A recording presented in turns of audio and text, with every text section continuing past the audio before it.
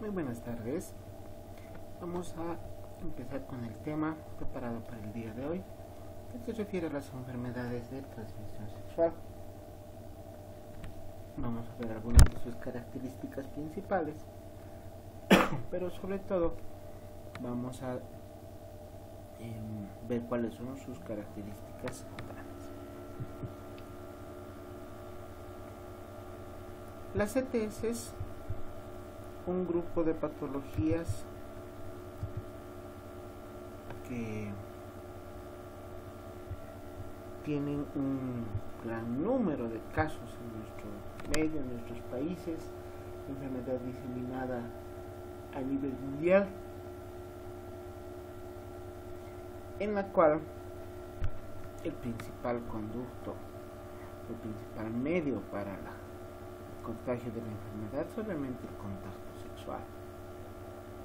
Y este contacto sexual que debe ser adecuadamente averiguado quién fue o quiénes fueron las parejas con las cuales se mantuvo relaciones sexuales y tratar de identificar a la persona o personas que pudieron ser los portadores de la enfermedad que a través del contacto sexual contagió a nuestro paciente.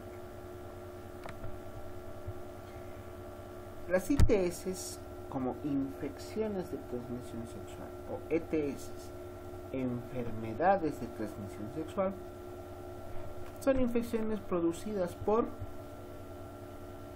bacterias, hongos, virus o parásitos. Entonces cualquiera de los 4 agentes microbianos pueden ocasionar infecciones de transmisión sexual y cuyo punto principal de localización y de daño es el nivel de los órganos sexuales y reproductivos, sobre todo los órganos sexuales externos. Se transmiten a través de la sangre, el semen, fluidos vaginales y saliva, o a través de las mucosas genitales, la boca, el recto, durante el contacto sexual entre una persona infectada y otra sana. Cualquiera de las mucosas, sobre todo cuando están ya lesionadas, están con alguna laceración, una pequeña heridita, como decimos comúnmente, será el punto de ingreso para la presencia de estas enfermedades. Y el contacto entre una persona sana y una persona enferma a través de vía sexual con cualquiera de las modalidades en cuanto al contacto sexual es el punto de partida para poder determinar la presencia de la infección.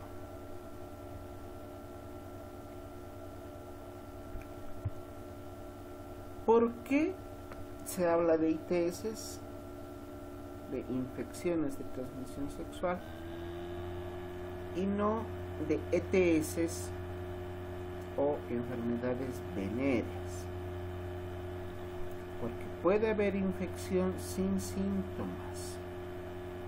Muchos pacientes son asintomáticos. Entonces, puede haber infección sin síntomas y puede haber también transmisión a través de este paciente, de esta persona ya asintomática.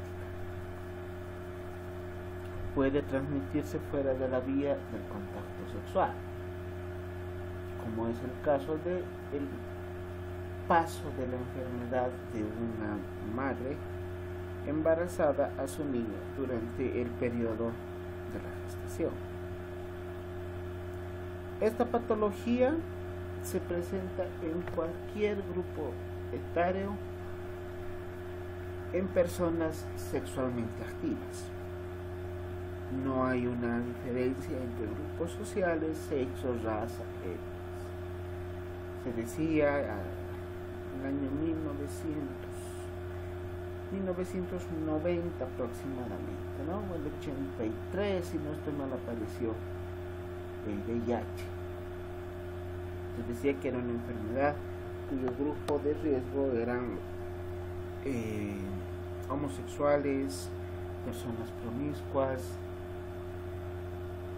En cambio, ya llegando a este año 2021, se identifican casos no solo de VIH, sino de otro tipo de enfermedades en varios estratos sociales. El único requisito es que la persona sea sexualmente activa para la transmisión por vía sexual, que es la más frecuente. El contacto sexual en una sola oportunidad con alguna persona que está enferma suficiente para la transmisión de una infección de transmisión sexual.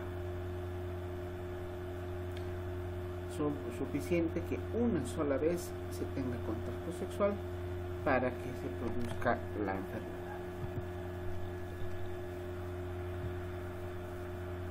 Tenemos también como una característica de las enfermedades de transmisión sexual a las que vamos a denominar infecciones curables o no curables. Curables desde el punto de vista clínico, que si se hace tratamiento la enfermedad puede remitir a un 100%. Para las enfermedades curables tenemos como agentes etiológicos a las bacterias, con su agente etiológico, o más bien a las bacterias, como a la gonorrea, que ponemos pallidum, que produce la sífilis, o las clamidias, la clamidia trachomatis, que produce clamidiasis. Los hongos, la Candida albicans, y como protozoarios, la Trichomonas vaginalis principalmente. Estas enfermedades son consideradas dentro del grupo de las de transmisión sexual, pero tienen la probabilidad de poder curar a un 100% una vez realizado el tratamiento. No curables, todas las enfermedades del grupo de los virus. Virus del herpes simple tipo 1 y tipo 2, virus del papiloma humano, de la hepatitis, molusco contagioso y el VIH.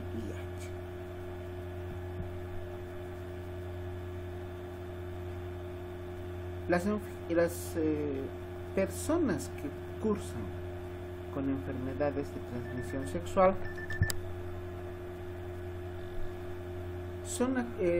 pueden llegar a ser un grupo asintomático, sobre todo en varones, sintomático, sobre todo en varones, pero como vemos la gráfica, solamente es la punta del iceberg, como se dice comúnmente.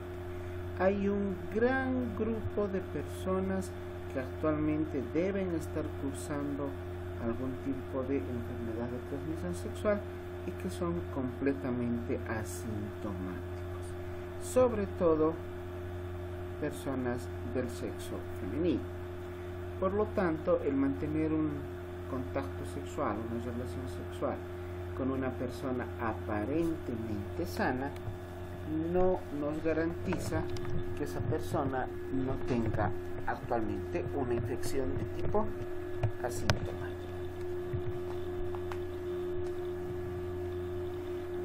Para manejar integralmente a estas patologías de transmisión sexual, se debe evaluar de una manera completa a los pacientes, evaluar cada uno de sus riesgos, cada uno de sus factores de riesgo, como son las enfermedades de base, patologías secundarias que se pudieran encontrar,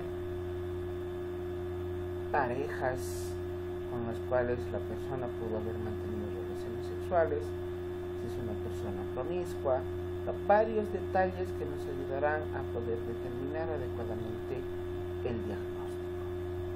Todo paciente diagnosticado debe ser tratado a la brevedad posible. Se debe referir, más bien, las personas, los pacientes, pueden ser atendidos en primer nivel. El médico general puede realizar fácilmente el tratamiento de las enfermedades de transmisión sexual, pero debemos aprender cuándo referir a nuestros pacientes, cuándo mandarlos en el especialista, cuando las enfermedades tengan alguna complicación, cuando se tenga concomitantemente alguna patología de base, cuando realmente el tratamiento sea más complejo. En este caso, referir a otro nivel. De acuerdo a normativa del Ministerio de Salud, todo paciente que cursa con una ITS debe ser reportado a través del SNIS, que es el SNIS, Sistema Nacional de Información en Salud. Es un sistema, llamémoslo así, ¿no?, que lo que nos permite es el de manifestar a través de un formulario qué tipo de enfermedades hemos atendido en un hospital, en un centro de salud, en una posta sanitaria, tanto del área urbana como del área rural.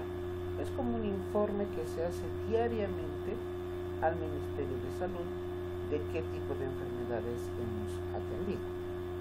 Esta es una normativa para todos los centros de salud, hospitales, postas sanitarias de primer, segundo, tercer nivel, tanto del área pública, seguridad social, como del área privada. Entonces, a nivel del SNIS se reportan los casos de enfermedades de transmisión sexual de acuerdo a criterios que están normatizados por el SNIS. Y además de ese tratamiento, el médico debe realizar consejería preventiva. Se debe educar a las personas, educar a los pacientes, educar a sus parejas respecto a los riesgos que se tiene en cuanto a la posibilidad de contraer enfermedades de transmisión sexual y cómo prevenirlas. No es suficiente con darle el tratamiento sabiendo que se va a curar. Es nuestro deber como médicos realizar un apoyo de tipo psicológico y una orientación en cuanto al riesgo sexual o a las características de las enfermedades, siempre tratando de dar una orientación adecuada a nuestro paciente. ¿Cuáles son las vías de transmisión para las enfermedades de transmisión sexual? La vía sexual, principalmente, obviamente, a través de una relación sexual coital, vaginal, a través de un contacto sexual anal u oral. Cualquiera de las vías puede, o cualquiera de las formas en las cuales se mantiene una relación sexual puede ser la vía de transmisión. También tenemos la transmisión perinatal, donde la madre embarazada pasa la enfermedad al bebé que se forma en su interior o en el momento del parto. La infección puede también transmitirse a través del parto cuando el canal vaginal está contaminado, como en el caso de una gonorrea, sífilis. Si se practica un parto normal, un parto vaginal, este bebé, este recién nacido, puede llegar a contraer la infección al momento de pasar por el canal del parto. Y la transmisión sanguínea es otro grupo, otra vía de transmisión de un grupo grande de personas, sobre todo de aquellas que tienen la costumbre del uso de estupefacientes, drogadictos, utilizan jeringas, agujas contaminadas que se las pasan de uno a otro cuando hay esta costumbre, ¿no?, de consumo de drogas o estupefacientes que se administran por vía endovenosa, en grupos en los cuales obviamente ninguno no se van a comprar una jeringa para cada uno. Lo que se va a realizar es el compartir las jeringas, y ese será el medio para la transmisión. O puede ser accidental en el personal de salud al momento de la toma de muestra de un paciente con VIH, al momento del procesamiento de la muestra en laboratorio. Por eso que cualquier muestra que se tome de pacientes que tengan alguna enfermedad de transmisión sexual debe ser correctamente manipulado y debe tomarse todas las medidas de bioseguridad correspondientes. Para las infecciones de transmisión sexual, en cuanto a la epidemiología, debemos tomar en cuenta las características epidemiológicas, sobre todo referidas a cierto tipo de enfermedades que tienen mayor predilección o se presentan en mayor número en determinadas zonas geográficas en relación a otras, y tomar en cuenta las medidas preventivas. Es muy importante educar al paciente sobre las medidas preventivas y sobre el punto de cómo mantener una vida sexual sana. Y de acuerdo a manifestaciones del Ministerio de Salud, a criterios que tiene el Ministerio de Salud, tenemos en el país normas para el tratamiento de las enfermedades de transmisión sexual. Estas normativas están plasmadas en guías de tratamiento, guías de diagnóstico y tratamiento que maneja el Ministerio de Salud a través del programa de control de enfermedades de transmisión sexual, dependiente de cada uno, si depende del ministerio, y dependiente de cada uno de los sedes en los 9 departamentos, en las 9 capitales de departamentos de Bolivia. ¿Cómo vamos a clasificar a las infecciones de transmisión sexual? Las que cursan con leucorrea, o sea, primero clasifiquemos de acuerdo a su sintomatología. Las que cursan con leucorrea, ¿qué es la leucorrea? Salida de material ceroso, mucoso, blanquecino a través de la vagina, por eso se llama leuco, porque es de color blanco. Las que cursan con leucorrea tenemos a la vaginitis, cuyos agentes etiológicos más importantes son la cándida y los tricomonas. La vaginosis bacteriana, cuyo agente etiológico puede ser cualquiera de las bacterias causantes de enfermedades de transmisión sexual. Y la cervicitis, aquella que va a comprometer sobre todo al cuello uterino, tenemos a la gonorrea y las clamídias. Vamos a ver con más detalle cada una de estas. Luego tenemos como parte de la clasificación aquellas que cursan con úlceras genitales, como son la sífilis, el herpes genital y el chancro blando.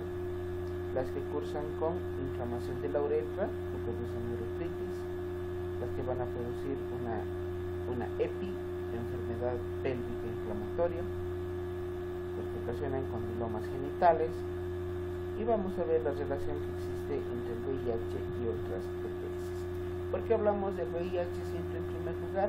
Porque se ha considerado en el siglo pasado la epidemia, la pandemia que iba a acabar con el mundo. Qué equivocados que estábamos, ¿no? El VIH persiste con nosotros, persiste con nuestra raza humana, pero no ocasionó tantos casos ni tantas muertes como actualmente el COVID.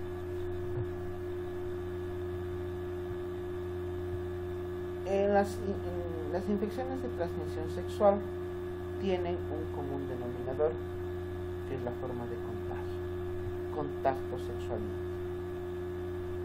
un contacto hemático o un contacto no sexual.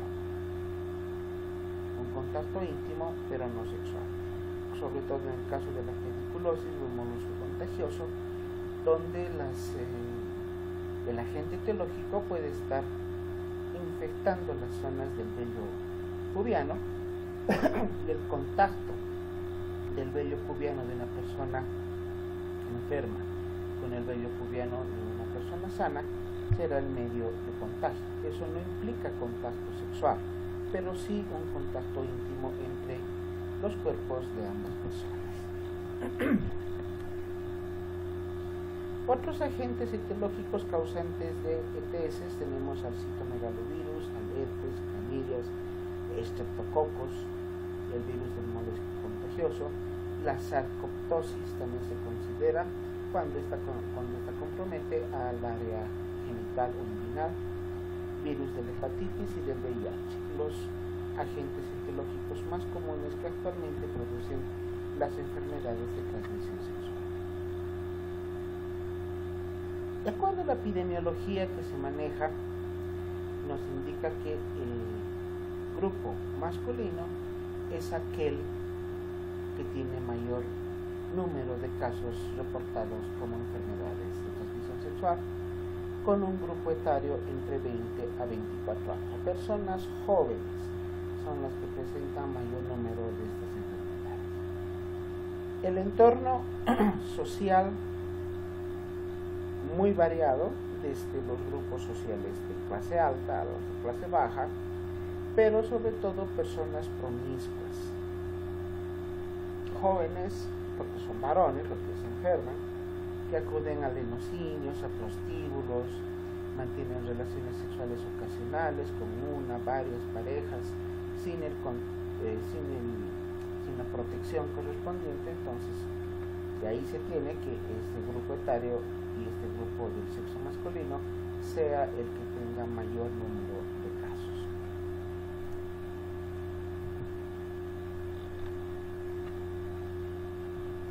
En líneas generales, ¿cómo se previenen las infecciones de transmisión sexual? A través de una prevención primaria, realizando las campañas de educación en colegios, universidades, situación que se viene realizando desde hace mucho tiempo atrás, y la prevención secundaria con la detección y tratamiento del paciente, pero además de sus posibles contagios. Dirán, pero esta situación es hasta ya cansadora de indicar, ¿no? La prevención primaria en las poblaciones susceptibles que se tiene.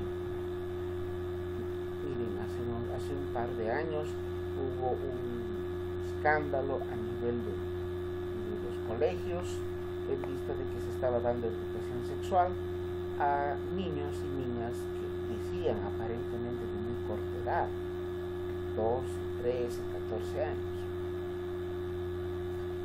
¿Y para qué hacer prevención secundaria o prevención primaria, en universidades, si son personas adultas, ya tienen conocimiento adecuado de estas circunstancias? Sí, efectivamente, pero miren, en la misma facultad de medicina, cuando yo estaba de estudiante, se supone que como estudiantes conocemos adecuadamente estas enfermedades, pero teníamos compañeros de facultad que presentaron algunas de estas enfermedades de transmisión sexual, situación que en teoría no debería pasar, ¿no? Porque somos personas que conocemos adecuadamente el pormenor de estas enfermedades, pero también los médicos, enfermeras, personal de laboratorio son un grupo que puede llegar a tener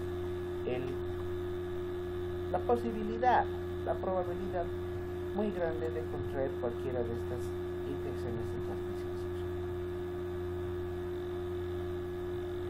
Para el tratamiento, se debe realizar un tratamiento precoz. Mientras más antes iniciemos el tratamiento, mayor la probabilidad de curación, si es el grupo de las enfermedades curables, y y mayor la probabilidad de que no existan complicaciones. Y se debe realizar tratamiento a los contactos. Obviamente que como cualquier paciente amerita que nuestros pacientes estén en el completo anonimato, pero a pesar de mantener al paciente en el anonimato, proteger su intimidad, es necesario localizar a través del mismo paciente a sus contactos sexuales, porque el tratamiento debe ser a todas las personas con las cuales pudo mantener un contacto sexual, aunque sea ocasional.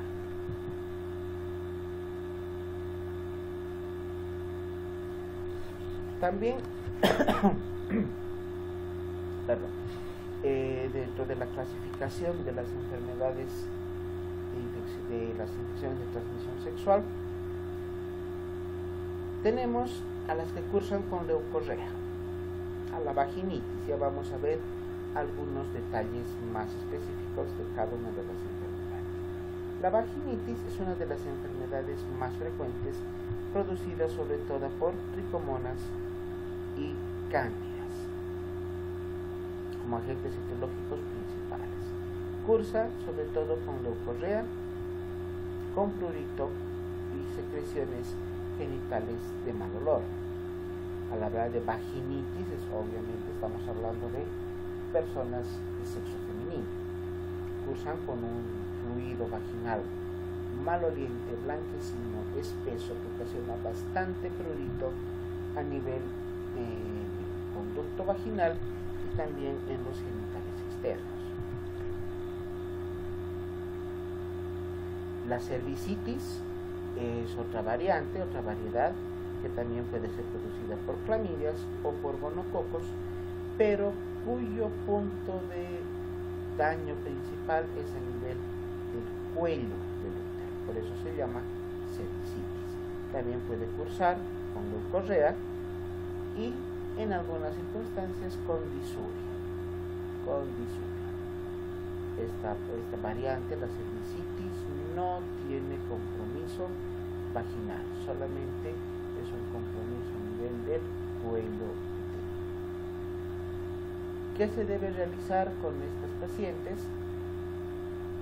En la primera visita, en el primer contacto con el médico, se debe tomar una muestra del fluido vaginal para envío correspondiente a cultivo. Y dependiendo de la característica que veamos, dependiendo de las características físicas del fluido o de alguna otra sintomatología, ya veremos si es necesario, además de un cultivo y antibiograma, el poder realizar algún otro estudio más específico. Si la toma del fluido para cultivo y antibiograma no es posible, se debe realizar un exudado o tomar muestra de un exudado que se puede encontrar a nivel del cuello uterino para el correspondiente estudio. Se debe iniciar un tratamiento empírico según la sintomatología. Si estamos sospechando de gonococo o clamidia,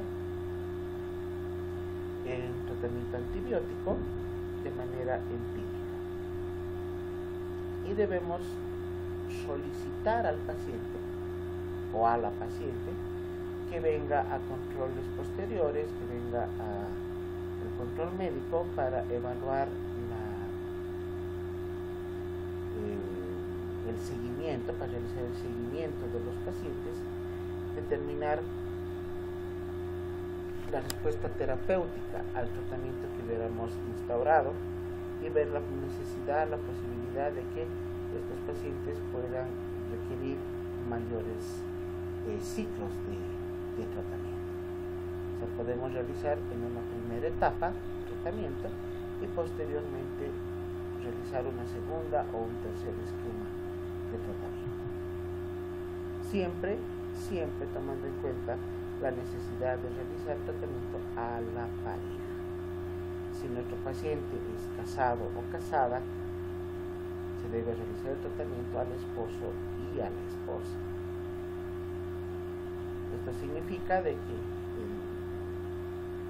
la infección ha sido contraída por una relación extramarital, ¿no? Pero aparte del paciente, él o la paciente debemos realizar tratamiento a el esposo o la esposa, que con seguridad también ya se han contagiado. Otra variedad tenemos a la vaginitis candidiásica, que es producida por la Candida albicans, que se caracteriza por presentar una secreción vaginal en forma de leche, de la leche cortada, ¿no? Aquí como vemos estas zonas blanquecinas, espesas, de una densidad también importante, que cursa con un proceso inflamatorio a nivel vaginal muy intenso, prurito también intenso, y puede acompañarse de disuria, que es dolor al orinar, como ya conocemos, y dispareunia, que son los dolores que se mantienen al momento de contraer o de mantener una relación sexual. Al momento del coito y al momento de orinar, la persona, la mujer, tiene dolor. El agente etiológico, la cándida. Acá tenemos otra imagen, como ven, la secreción abundante que sale por el introito vaginal secundario a infección por cándida. En el varón se va a caracterizar por la presencia de estas lesiones que comprometen a nivel del glande del pene, a nivel del cuerpo del pene. No son lesiones blanquecinas como en la mujer, ¿no? Pero son lesiones eritematosas, inflamatorias, muy dolorosas. Los pacientes se quejan de dolor de intensidad realmente muy grande, que a diferencia de la mujer, el dolor en el varón puede presentarse de manera continua y permanente, exacerbado con la diuresis, se presenta disuria, e inclusive con el roce del pene con la ropa interior. Y ni qué decir si es que la persona mantiene un contacto sexual. El coito puede llegar a producir mayor dolor, mayor compromiso del paciente varón.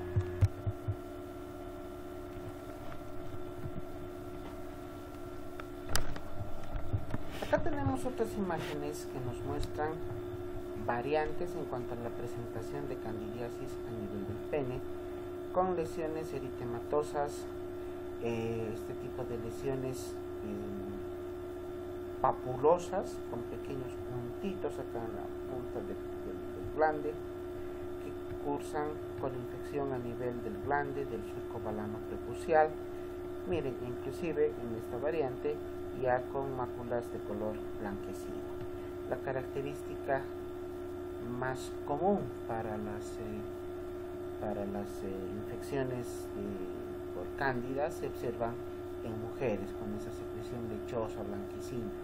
En cambio, en los varones las infecciones son más solapadas y no con esa característica imagen blanquecina, de lesiones blanquecinas. También tenemos infecciones por tricomona, otra infección bastante común y frecuente en el medio.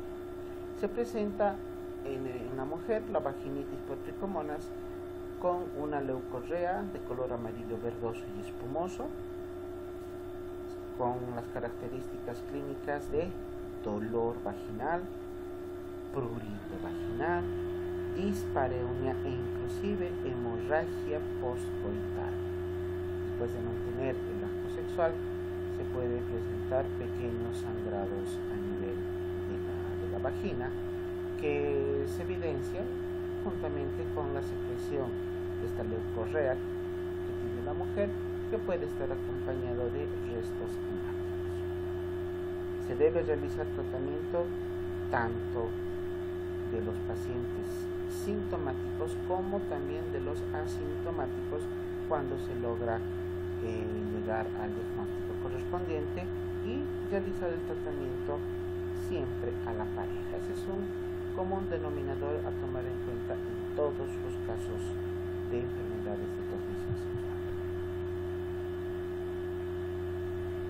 En el cuello uterino, la infección se caracteriza por este tipo de lesiones, ¿no?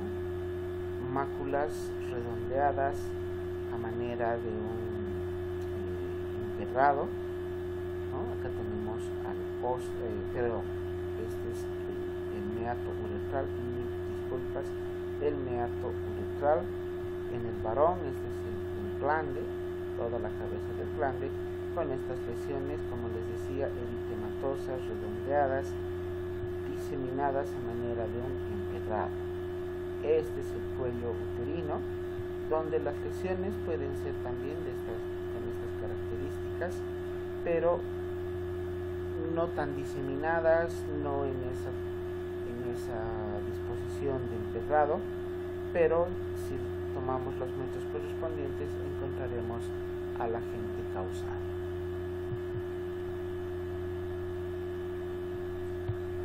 Las vaginosis bacterianas son enfermedades ya de origen bacteriano que van a producir inflamación de la vagina, donde la flora vaginal normal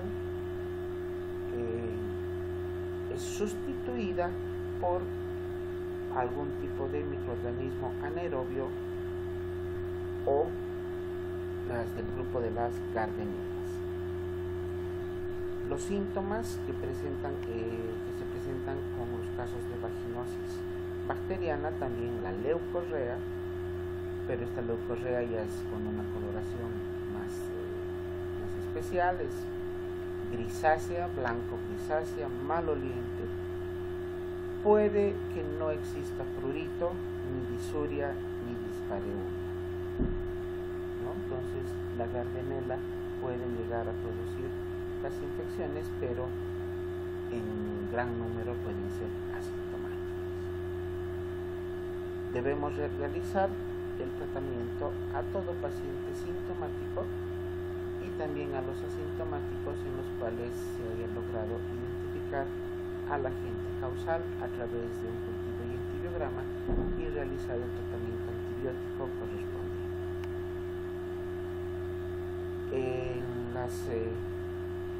En las medidas que se toman, siempre el tratamiento a la pareja sexual y educar a nuestro paciente, educar para que no vuelva a reinfectarse.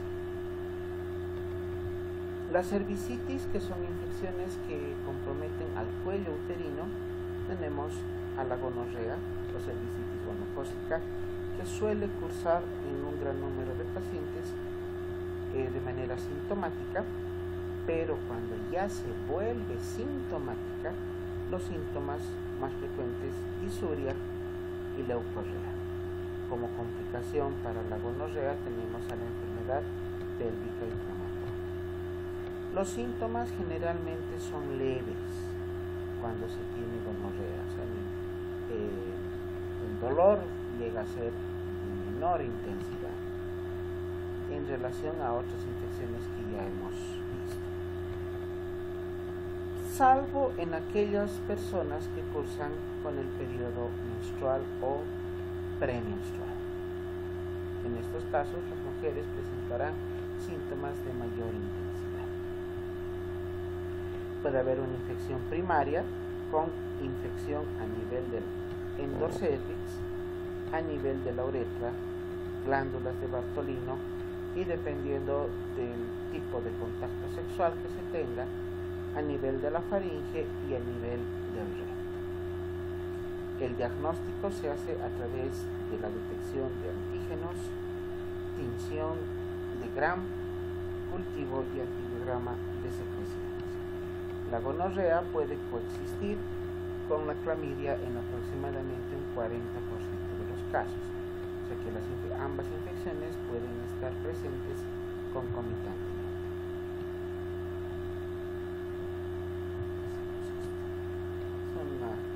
Esto es lo que quiero que podamos observar. La anterior era una imagen microscópica, pero en la gonorrea En el varón se caracteriza sobre todo por uretritis. La patogenia de la gonorrea en el varón es la infección a nivel de la uretra con esta secreción lechosa blanquecina que va fluyendo, que va saliendo de manera continua y permanente.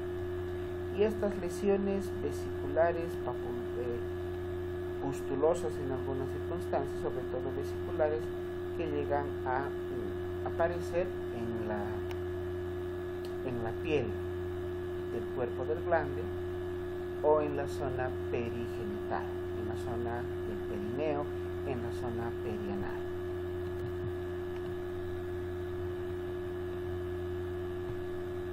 Acá tenemos otra infección por gonococo, donde el daño ocasionado a nivel de la vagina es a nivel, de los órganos sexuales, ya no es en la vagina, es en los labios, en este caso en los labios mayores.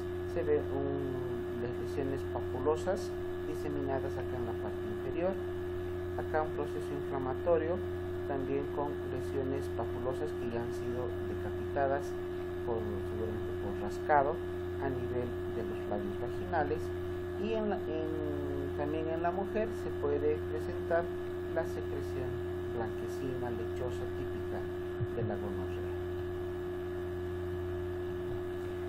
Existen formas especiales en las infecciones por gonorrea, como es la infección diseminada por bacteremias, donde se pueden presentar síntomas articulares, síntomas cutáneos, puede haber compromiso hepático o inclusive compromiso a nivel del endocardio. La infección de vía genital, que está comprometiendo a órganos genitales, por vía hematógena y por diseminación hematógena, puede llegar a comprometer a otros órganos dependiendo del lugar donde a través de la sangre llegue el germen causante.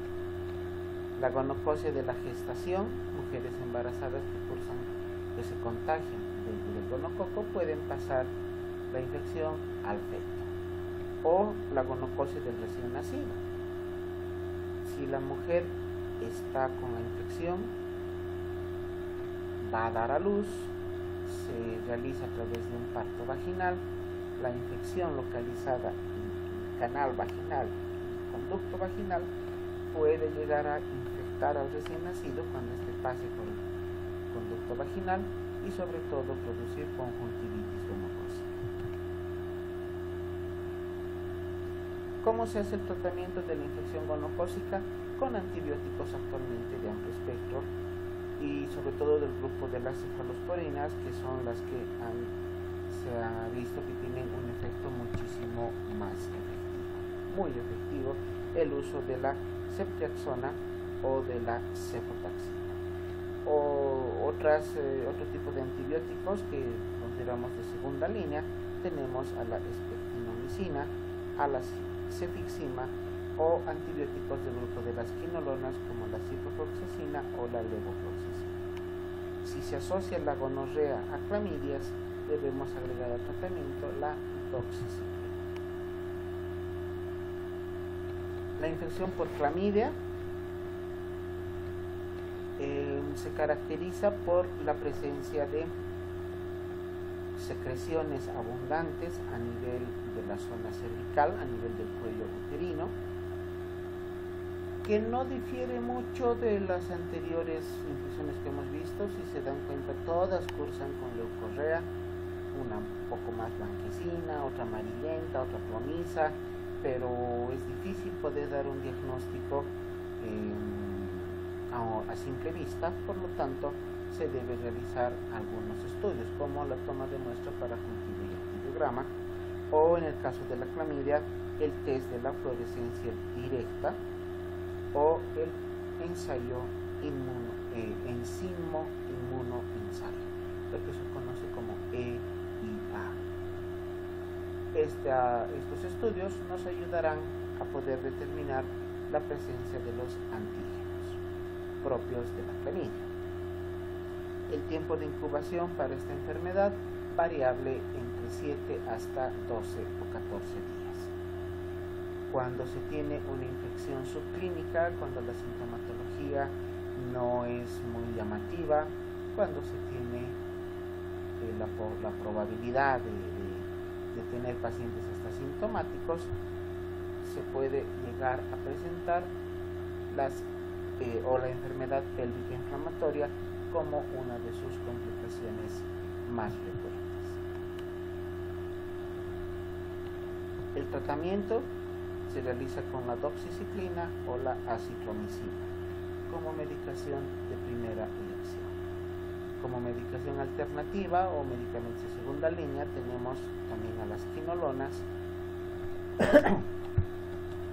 tenemos a la ciprofloxacina, la ofloxacina, la levofloxacina, o también podemos alternar con eritromicina. En mujeres embarazadas que cursan con clamidia solamente está autorizado el uso de la eritromicina. Las quinolonas en una embarazada no se dan por el efecto teratogénico que pueden ocasionar.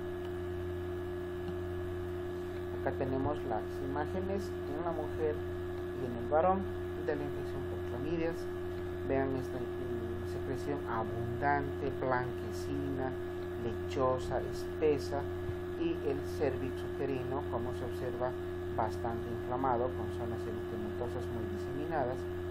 A nivel del varón, la lesión está con estas placas blanquecinas sobre un fondo eritematoso, con la clínica similar en ambos casos, tanto en el varón como en la mujer.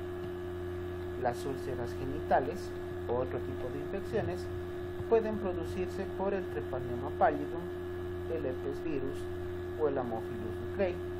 Estos sobre todo como agentes etiológicos de infecciones ingenitales que pueden cursar con úlceras.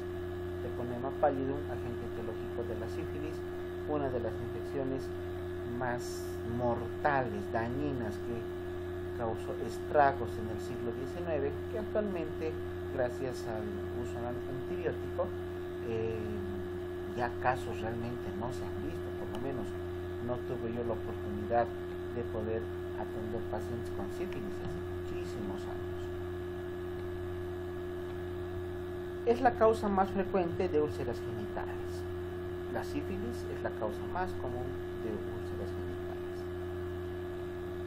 Disminuye su frecuencia en homosexuales y aumenta en heterosexuales, o sea que el grupo de homosexuales ya no se considera de riesgo como hace 20, 30 años.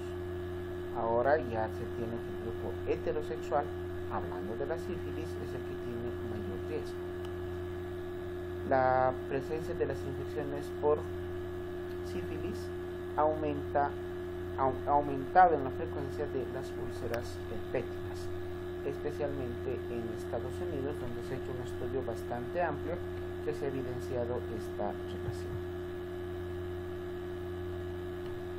Acá tenemos imágenes donde vemos las úlceras genitales a nivel de la cara interna de labios en el genital de la mujer. Acá una úlcera muy grande con un tejido fibrinoso blanquecino que está en el fondo de la úlcera, similar al tejido fibrinoso que se presenta en una úlcera gástrica, ¿no?, cuando empieza el proceso de cicatrización y de curación. Y acá una úlcera también con ese tejido fibrinoso, pero en menor cantidad ya menores, ¿no? Estas úlceras cursan con dolor, muchísimo dolor, prurito intenso, pero sobre todo dolor, dependiendo del tamaño, de la magnitud de la úlcera, también se presentará mayor o menor intensidad el dolor.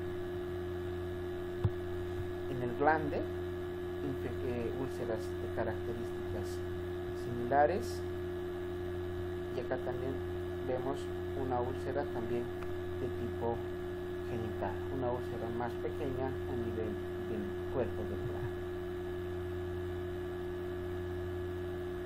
Para el manejo de las úlceras genitales debemos tomar en cuenta si se trata de sífilis, chancroide o herpes virus, para en base a eso poder realizar el tratamiento.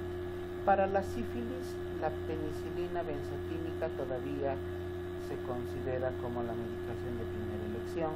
Es un antibiótico muy bien tolerado, a pesar de que la penicilina ya es resistente o ha creado resistencia a la mayor parte de las infecciones bacterianas.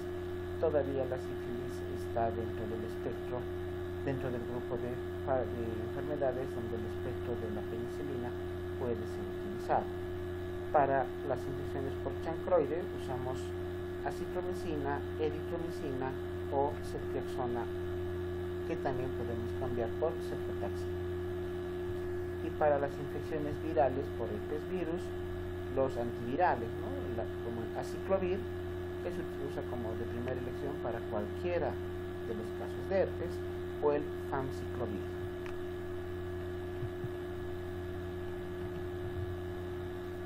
El tratamiento de las lesiones ulcerosas usualmente es empírico hasta que no se tome una muestra para el correspondiente estudio, de ser posible un cultivo, de haber alguna secreción, aunque sea mínima a nivel de la úlcera, o por último realizar un raspado, una exfoliación del tejido del fondo de la úlcera, y será esta muestra la que se envíe a cultivo y antibiograma.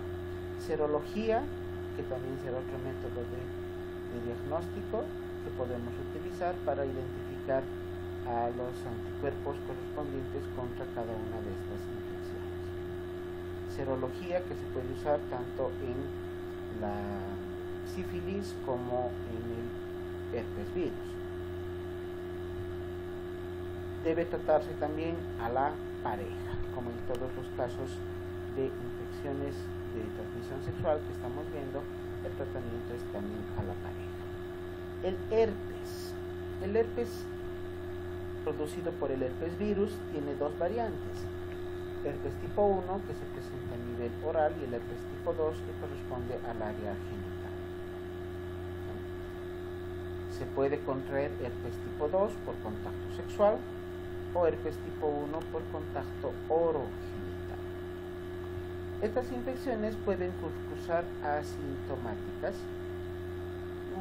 dependiendo también de la magnitud de la infección. Puede haber dolor a nivel de la zona de la cavidad oral, a nivel de carrillos o cara interna de labios, que son las zonas comprometidas por el herpes tipo 1, y las zonas comprometidas por el herpes tipo 2, de igual manera puede haber dolor de leve intensidad y un prurito también ocasional.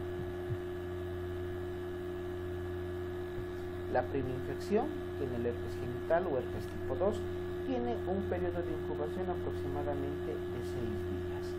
Las lesiones cutáneas se caracterizan por la presencia de vesículas que se acomodan sobre un fondo eritematoso, y las vesículas pasarán a úlceras, y las úlceras posteriormente a costras cuando ya se tiene el proceso cicatrizado. Las infecciones por herpes virus, el herpes tipo 2, llegan a cursar con adenopatías, situación que no hemos mencionado en ninguna de las infecciones previas, pero la infección por herpes puede cursar con adenopatías regionales, sobre todo a nivel inguinal. La localización, el cervix uterino, en el 90% de los casos, a nivel de vulva o a nivel del pene, solamente entre 5 a 10%. La enfermedad puede durar un máximo de 3 semanas, e inclusive algunos casos llegan a revertir sin tratamiento. Como toda infección viral, puede autolimitarse. El tiempo de contagio puede ser hasta 14 días después de haber contraído la infección. Acá vemos las lesiones producidas por el herpes genital, una zona eritematosa, un fondo eritematoso, donde se van a presentar vesículas de distintos tamaños que pueden derivar hasta úlceras. Puede haber un conglomerado de lesiones y estas puedan irse reuniendo, haciendo lesiones más grandes y formar úlceras. Acá a nivel del introito vaginal vemos varias lesiones ulcerativas, fíjense acá, sobre todo en la parte inferior, en las partes laterales, y una más pequeña que se observa al fondo del introito vaginal. Una infección mucho más avanzada, pero fíjense la característica de los genitales. Estos genitales son de una niña, no son de una persona adulta. Entonces esta imagen es de una paciente, una niña que ha sido víctima de violación, y además de la violación ha sido contagiada, ¿no?, por herpes. Aquí vemos las lesiones vesiculares, aquí sí se las observa con mucha mayor facilidad, lesiones vesiculosas sobre un fondo eritematoso que cursa en la región perineal. Ambas zonas de la región perineal están comprometidas. Es una lesión diseminada. El herpes tipo 2, el herpes genital, puede llegar a presentar recurrencias, o sea, exacerbaciones, reinfecciones, llamémoslo para que entiendan, que pueden aparecer en el 85% de los casos al cabo de un primer contacto, de una primera infección. O sea que el paciente puede cursar con la infección, hacer el tratamiento, pero puede haber recaídas, recidiva de la enfermedad en el lapso de un año hasta de un 85% de los pacientes. Esta infección es más frecuente en el varón. Puede haber un periodo prodrómico de hasta 24 horas donde simplemente se presenta prurito y fiebre, y posteriormente ya se tendrá la presencia de las lesiones características. Estas características clínicas pueden durar entre 7 a 10 días y el periodo de contagio ser mínimamente o puede ser hasta 7 días o incluso mayor después del inicio de los síntomas. El tratamiento para el herpes genital se realiza a través de agentes antivirales como el aciclovir y el fanciclovir. Durante el embarazo solamente está recomendado, ya está con mucho recelo, el aciclovir, porque se desconoce si existe un efecto directo hacia el feto. Si se presenta el herpes durante los últimos meses del embarazo, se debe realizar programación de cesárea. No podemos inducir a nuestro paciente o tratar a nuestro paciente como un herpes genital. No podemos, con un herpes genital, no podemos programar para un parto natural, para un parto vaginal, porque el bebé al momento de pasar por el canal del parto se va a contagiar de herpes. Entonces, en estos casos de infecciones, lo mejor es programar una cesárea. El chancro blando, tiene como agente al Haemophilus ducreyi. Se asocia usualmente a pacientes con VIH. O sea, son infecciones que no van a estar de manera muy frecuente en los pacientes, al igual que los otros tipos de infecciones. Sobre todo se presentarán en aquellos que cursen con algún grado de inmunosupresión.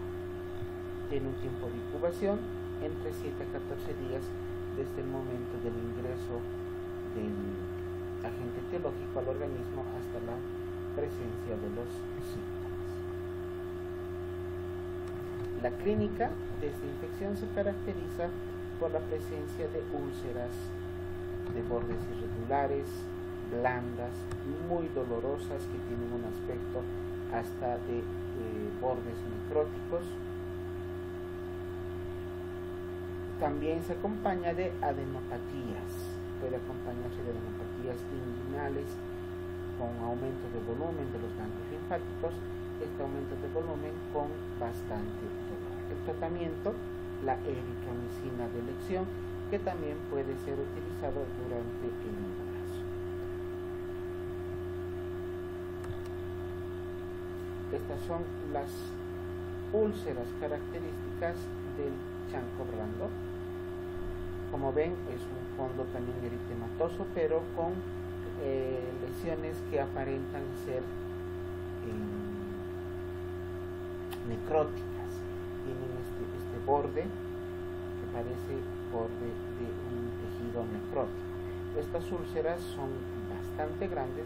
Comparen el tamaño de la úlcera con el tamaño del glande, de la cabeza del pene, y mientras mayor sea el tamaño de la úlcera, el tejido perilesional también tendrá mayor probabilidad para poder convertirse en tejido necrótico.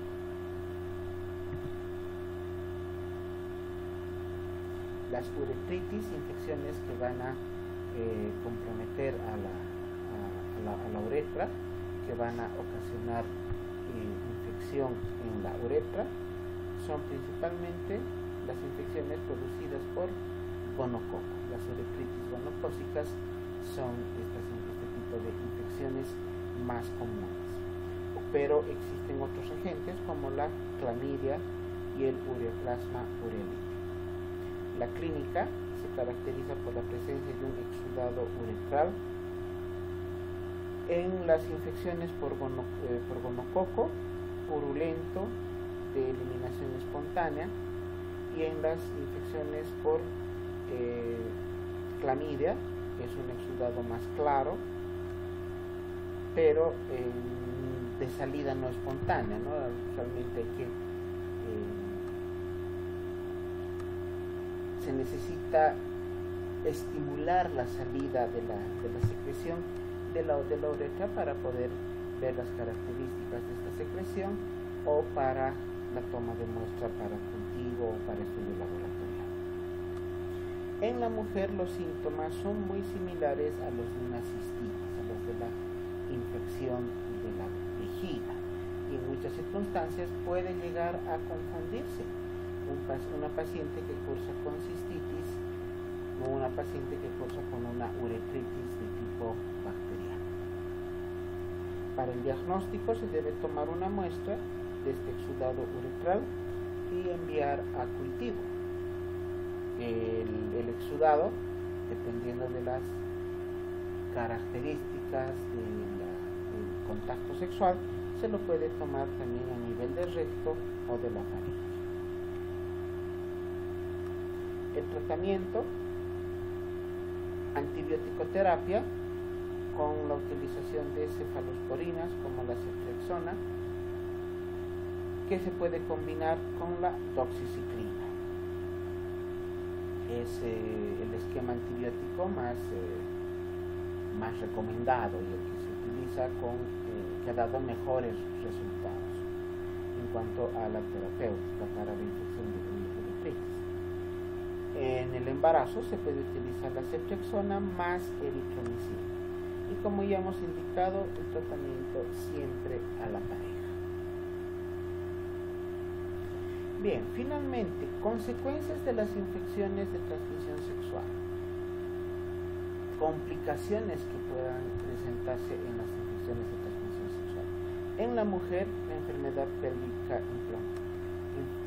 inflamatoria pélvica o pélvica inflamatoria, que se presenta en casi el 50% de las mujeres y que puede llegar a convertirse en una enfermedad crónica, que puede presentar periodos de remisión, exacerbación, con sintomatología que es bastante molestosa con la paciente y que puede ser causa de consultas continuas con el ginecólogo. Se puede llegar a presentar infertilidad, embarazos ectópicos, sobre todo en pacientes que cursan con gonorrea o clamidia. El virus del papiloma humano, agente que puede llegar a ocasionar CA del cuello uterino. Puede haber transmisión a través del canal del parto, como ya hemos mencionado, y producir infección a los recién nacidos que no tienen la culpa de nada. Ya desde el primer minuto de su vida ya estarían con una de estas infecciones si se realiza el parto vaginal. Para ello es mejor programar una cesárea. Y estas infecciones en el recién nacido pueden cursar inclusive con ceguera ocasionada por gonorrea. La sífilis congénita, la sífilis que contagia o se transmite durante el embarazo puede llegar a ocasionar la muerte de un 30% de los recién nacidos en los primeros meses de vida, o presentar neumonías, los recién nacidos, neumonías neonatales, sobre todo cuando la infección es por clamidia. Para evitar la ceguera en los casos de partos naturales, partos vaginales que atendemos, una de las medidas profilácticas es la de colocar terramicina conjuntival, ¿no? A nivel de las conjuntivas del recién nacido. En todos los partos vaginales se coloca como medida profiláctica para evitar justamente problemas oculares como la ceguera. La prevención, creo que está por demás el hablar respecto a la prevención. Se debe asesorar antes y después de la toma de las muestras, concientizar a la persona y a la pareja, o sea, al paciente y a la pareja respecto a la gravedad de las infecciones de transmisión sexual, la posibilidad de complicaciones, asesoramiento respecto a la práctica sexual segura, a la práctica sexual con protección para evitar la presencia de las infecciones. Siempre recomendar el no tener varias parejas sexuales o no mantener relación sexual ocasional, tener una sola pareja sexual, justamente para quitar este factor de riesgo que sería el de la promiscuidad. Promocionar el uso de preservativos. Se debe realizar un control ginecológico y urológico por lo menos una vez al año de manera profiláctica para como una medida preventiva, ¿no? Para diversos tipos de enfermedades. Y en el caso de las infecciones de transmisión sexual, el control regular con el ginecólogo será la medida que nos ayudará a poder determinar la presencia o no de una infección en etapa temprana. Estas medidas deben ser dirigidas a grupos vulnerables, como hemos indicado, adolescentes, jóvenes de la secundaria actualmente, no solamente los que ya son mayores de edad, ¿no?